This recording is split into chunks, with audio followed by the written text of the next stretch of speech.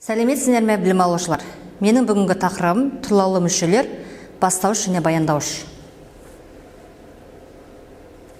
Сөйлем мүшелері өз ішінен тұрлаулы мүшелер және тұрлаусыз мүшелер болып екіге бөлінеді. Оның ішінде сөйлем құрауға негіз болатын мүшелер бұлар тұрлаулы мүшелер болып табылады. Тұрлаулы мүшелер іштей бастауыш және баяндауыш болып бөлінеді. Бастауыш дегеніміз сөйлемде атау септігінде тұрып, қимылдың иесін білдіретін сөйлем мүшесі. Бастауыштың сұрақтары кім, не, кімдер, нелер, кімі, несі, кімім, нем деген сұрақтар. Мысалы, Салиха қырман басында жүр.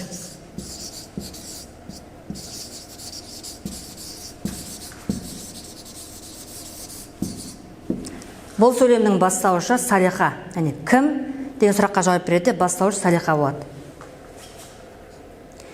Келесі, бастауыш құрамына қарай дара, күрделі, үйірлі болып үшке бөлінеді. Дара бастауыш бір сөзден болады. Мысалы, Марат келді.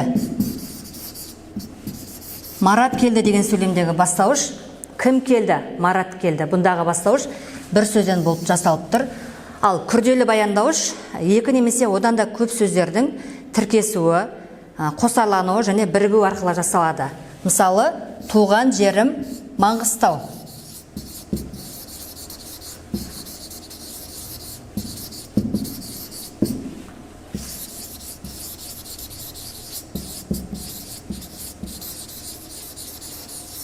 Бұл сөйлемдегі күрделі бастауыш туған жерім, яғни екі сөзден жасалып тұр. Одан кейін үйірлі бастауыш.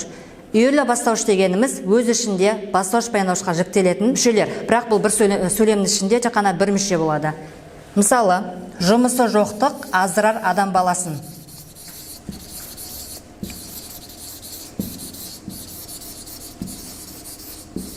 Жұмысы жоқтық аздырар адам баласын.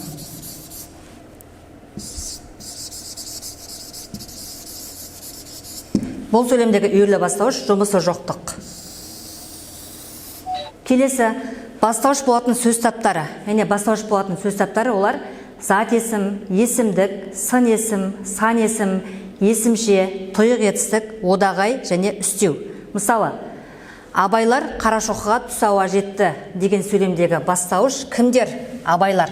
Бұл жерде бастауыш зат есіммен жасалып тұр. Өзіміз де жүргелі отырмыз деген сөйлемдегі бастауыш кім жүргелі отыр? Өзіміз жүргелі отырмыз. Бұндағы бастауыш өздік есімдігінен жасалып тұр. Келесі сөйлемде көп қорқытады, терең батырады деген сөйлемнің бастауыштары көп және терең. Бұндағы бастауыштар сын есіммен жасалып тұр. Келесі, одан кейінгі мысалда берерменге бесеу көп. Бұнда бастауыш бесеу. Яғни берерменге не көп? Яғни бұндағы бастауыш сан есіммен жасалып тұр. Одан кейінгі әке көрген оқ жанар, ана көрген тон пішер дегендегі бастауыштар есімшеден жасалып тұр. Заттанған есімшеден, яғни әке көрген кім жоқ жанар, кім тон пішер, яғни әке көрген, ана көрген деген заттанған есімшелер бастауыш болып тұр. Одан кейін келесі тұрлаусыз мүшенің тағы бір түрі баяндауыш. Баяндауыш деген сөйлемдегі бастауыштың іс-әрекетін, қимылын, жай-күйін, оқиғаның қай шақта болғанын білдіреді. Сөйлемде бастауыш болмаса да баяндауыш арқылы тауып алуға болады, және баяндауыштың бір өзі сөйлемге ұйытқы бола алады. Баяндауыштың сұрақтары не істеген, не қылған, не істеді, қайтты, не болмақ, немене, қалай, кімдікі, ненікі, кім, не, қандай, қанша, қайда. Яғни баяндауыш қандай сөз табынан болса, сол сөз табының сұрақтарына жауап береді. Мысалы, жұмысымды кеше аяқтадым деген сөйлемде.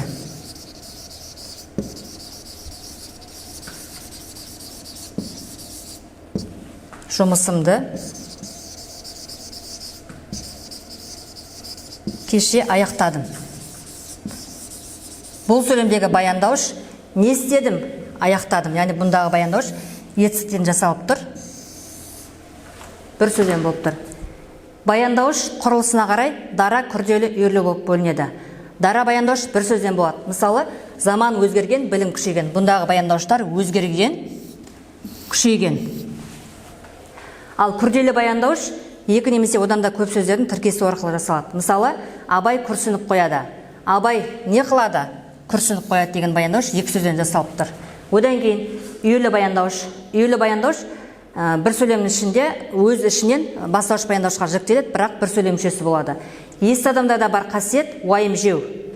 Есті адамдарда бар қасиет не? Уайым жеу. Мына жерде үйлі баяндауыш болып тұр бұндағы сөз.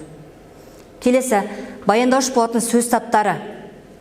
Баяндауыш болатын сөз таптары олар етістік, сын есім, зат есім, сан есім, есімдік, көмекші етістікпен еліктеуші сөз және үстеу.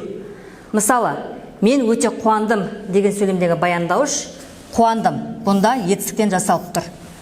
Әскери адамның өңі суық, сөзі қысқа. Бұндағы баяндауыш қандай деген сұраққа жауап береді? Мына жердегі суық және қысқа деген сөздер сын есімнен жасалған, бірақ сөйлем ішінде баяндауыш болады. Сендер бақытты адамсыңдар деген сөйлем баяндаушы кімсіңдер деген сұраққа жауап береді? Адамсыңдар. Мына жердегі баяндауыш зат есімнен жасалып тұр.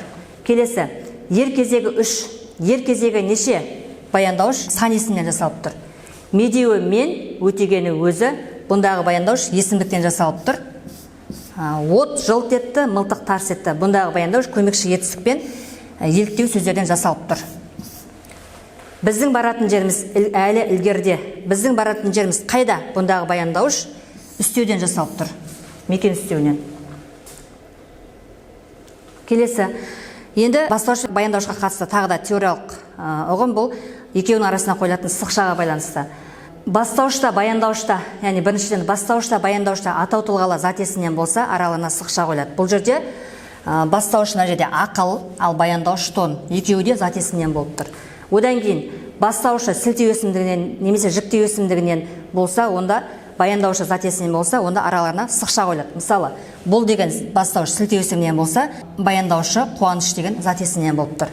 Мына сөйлемде ол қазір студент дегендегі бастауыш ол жіктеу есімдігінен болса, баяндаушы студент зат есімімен жасалып тұр. Одан кейін аттанған сын есіммен сан есім және есімшеден болса, ал баяндаушы зат есімінен болса, онда араларына сызықша қойылады. Бұл жердегі заттанған қыздардың үлкені Майра, мына жерде үлкені бастауыш, Майра баяндауыш. Мына жерде 3 бастауыш, сан баяндауыш. Одан кейін сөйлеп тұрған заттанған есімше бастауыш, ал Айдана зат есімінен болған баяндауыш. Одан кейін де бастаушы тұйық етістік немесе зат есімінен болып, керісінше баяндаушы зат есім немесе тұйық етістіктен болса, онда араларына сызықша қойылады. Мысалы, қой бағу қиын кәсіп, менің мақсатым оқу. Мына жерде екеуінің орны ауысып кетсе де бастауыш баяндауыш болады. Одан кейін бастаушы да баяндауыш та сан есімінен болса, онда екеуі де бастауыш баяндауыш болады. Бастауышта баяндаушта бір сөздің қайталауынан жасалса, онда мына жерде жақсы ісімен жақсы деген сөйлемдегі жақсы бастауыш, жақсы баяндауыш болады. Көрмес, түйенінде көрмес деген сөйлемдегі бірінші көрмес бастауыш болады да, түйенінде көрмес дегендегі мынау баяндауыш болады.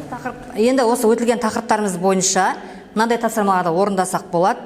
Бастауыштың ережесіне байланысты бірінші мынада сұрақтар берілді, осының ішінде дұрыс ережесін табу керек. Мысалы, мынадағы дұрыс ереже атау септігінде тұрып іс оқиғаның иесін білдіреді. Одан кейін бастауыштың құрамына қарай түрлерін сәйкестендір. Мұнда дара бастауыш, күрделі бастауыш, үйелі бастауыш, мына жаққа бастауыштың құрамдық түрлері, мынадан кейін мына жақта сөйлемде тұр, осыны сәйкестендіру керек. Билеті барлар орындарына жайғасты. Үйелі бастауыш, мен жазбаймын өлеңді ермекшін, дара бастауыш, адам болу борышың, күрделі бастауыш.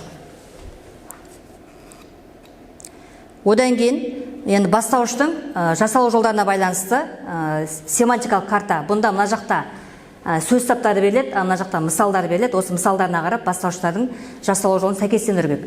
Үшеуі келе жатыр. Бұл жерде сан есімнен болған, барлығы жиналысқа қатысты есімдіктен, жақсы көпке ортақ сын есімнен, оқыған озады есімшеден, апармай таңдаудың белгісі одағайдан, оқу енемен құдық қазғандай тұйық етістіктен, ал Айнұр мектепке келді зат есімнен болып тұр. Осылай сәйкестендіруге болады. Одан кейін баяндаушының ережесіне байланысты сұрақ. Бұндағы дұрыс жауап бастауыштың іс-әрекетін, қимылын, жай-күйін, оқиғаның қай шақта болғанын білдіреді. Одан кейін құрамдық түрлеріне байланысты сұрақ. Бұнда да сәйкестендіреді. Абай күрсініп қояды. Күрделі баяндауыш, қиыны бұл дүниенің қолытарлық, үйлі баяндауыш. Бәріміз бір кісінің баласындай, татуымыз дара баяндауыш. Келесі тапсырмада баяндауыш жасауына байланысты тағыдай тапсырма. Бұнда олар келе жатыр. Етістіктен болған баяндауыш, күрделі етістіктен болған 5 жердегі 525 сан есімнен болған баяндауыш, келе жатырған ол есімдіктен болған баяндауыш, олар тату сын есімнен болған баяндауыш, сендер белсенді оқушысыңдар зат есімнен болған баяндауыш, аспанда найзағай жарқ етті көмекші етістікпен еліктеуіштен болған баяндауыш. Бұдан кейін бастауыш пен баяндауыштың арасына қойылатын сызықшаға байланысты тапсырмада бар. Бұнда оқушылар сәйкестендіреді. Бұл үлкен қуаныш. Бастауышы есімдіктен, баяндауышы зат есімнен болып тұр. Келе жатырған дана. Бұнда бастауышы есімшеден, баяндауышы зат есімнен болып тұр. Дұрыс жауабы мынау. 6 жұпсан. Бұның бастауышы сан есімнен, баяндауышы зат есімнен болып тұр. Одан кейін оның мақсаты жетістікке жету деген мысалдағы бастауышы зат есімнен, баяндауышы тұйық етістіктен болып тұр. Одан кейін көрмес түйінде көрмес дегенде бастаушыда, баяндаушыда бір сөзден болып тұр. Мұна ережеге. Келесі ерлік бүгінгі өмір талабы деген бастаушыда, баяндаушыда атау тұлғалы зат есімнен болып тұр. Міне бүгінгі өтілген тұрлаулы мүшелер бастауыш және баяндауыш тақырыбына байланысты осындай Google форма арқылы осындай тапсырмалар орындап көрсек болады. Көңіл қойып тыңдағандарыңызға рахмет. Сау болыңыздар.